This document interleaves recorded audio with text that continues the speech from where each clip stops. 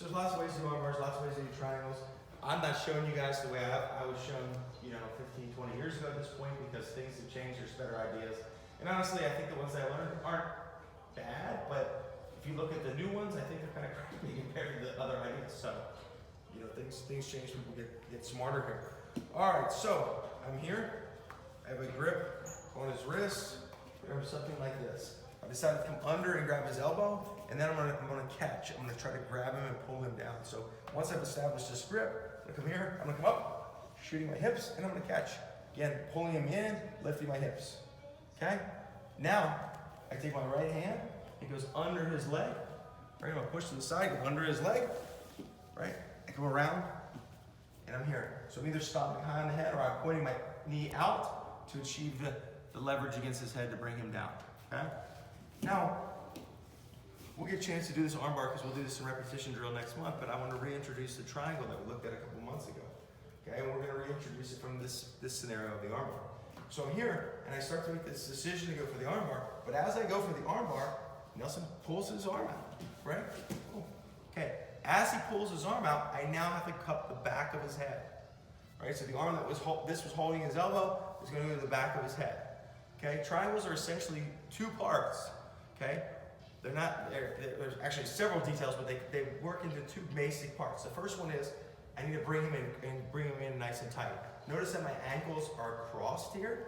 They're not somewhere like behind my knee. I'm not trying to choke him. I'm trying to control the situation.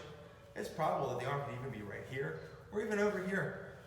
Okay, if it goes all the way to there, then we probably have to take some other options at this point. But if somewhere in the middle here, somewhere near the center line, it's great. If I can, I push him away.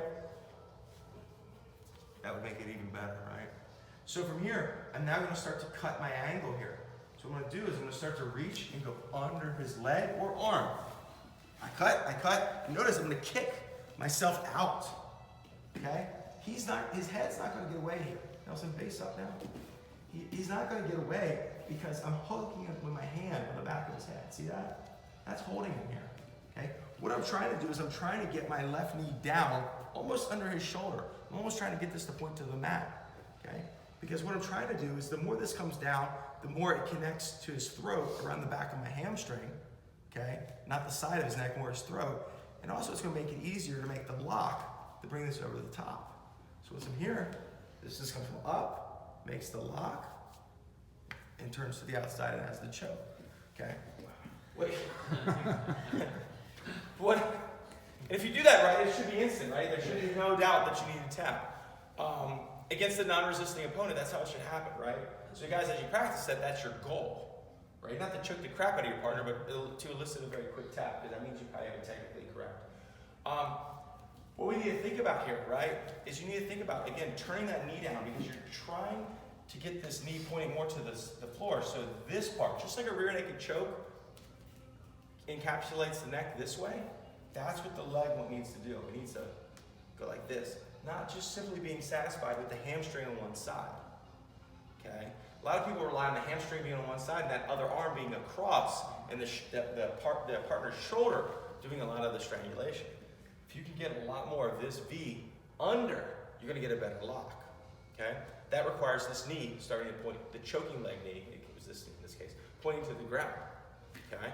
The other thing is, you have to make sure that you pull your hips away and that you're getting really perpendicular with your partner. If you don't, you're going to get that shoulder stuck in.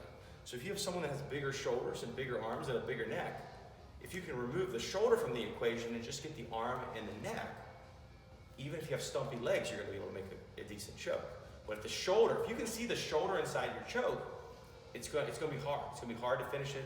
They're just going to roll their shoulder forward even more, and you're probably not going to get the choke. Okay, so let's look at this again. Nelson, man, you should get. All right. So something like this, right? So maybe we even had double wrist control, like double straight wrist control. I come up, I catch, but this isn't that substantial a grip, so this comes out. So look, as soon as it comes out, my right hand goes to his head, and look where I'm crossed. I cross and I pull him in. Okay, I'm not trying to choke, I'm trying to control. Arm in, arm out control. First step. Then I want to establish my angle. So I'm going to take an arm and I'm going to go under Nelson at the arm or the leg. I can't get to his leg right now, so I'm going to start with the arm. Okay? So from here, I'm gonna do a little shift, and if I need to, I can even kick to get myself perpendicular. Notice, you'd think that Nelson would be able to base out, but he's not. Because look, I'm pulling him away from his hips, his base. So Nelson, again, push your head up right now. He can't. Okay, you think he'd be able to, but he can't. And look, it's gonna be even worse.